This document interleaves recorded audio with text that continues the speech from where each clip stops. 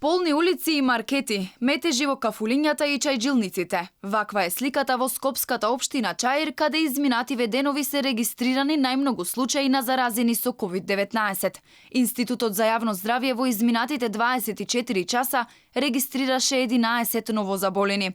Вкупната бројка на активни случаи во оваа општина е 65.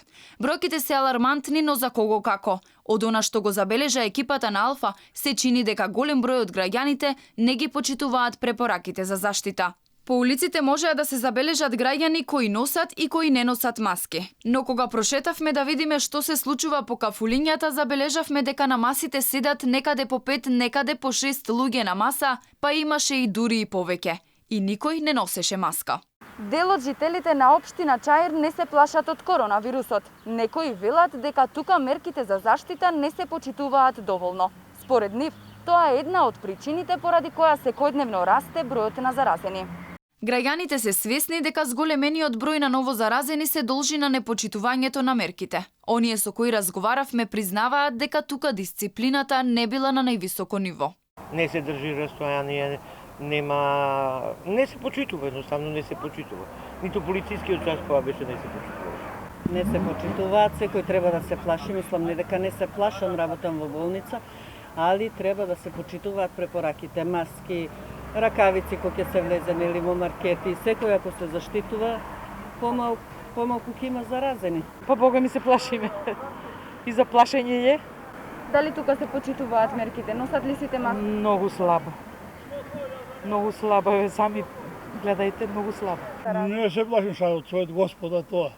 Маска га носим тука. Друго што, во затворена просторија га чувам, тие. Не се плашим од казна, не се плашим од коронавирус. Маска носим се. За полицискиот час така ли беше? Исто. Пошто од работа кога се враќавме, мислам сите беа групирани, сите шетаат без маски, сите шетаат без ракавици.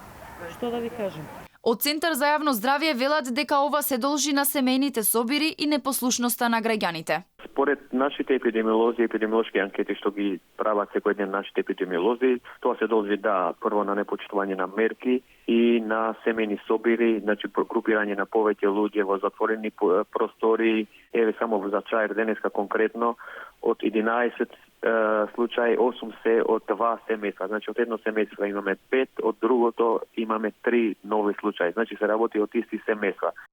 За Чаир, но и останатите скопски општини како Сарај, Бутел, Гази Баба и Аеродром кои имаат голем број на активни случаи, не е исклучена опцијата за карантин. Дали ќе дојде до такво нешто, владата го има последниот збор.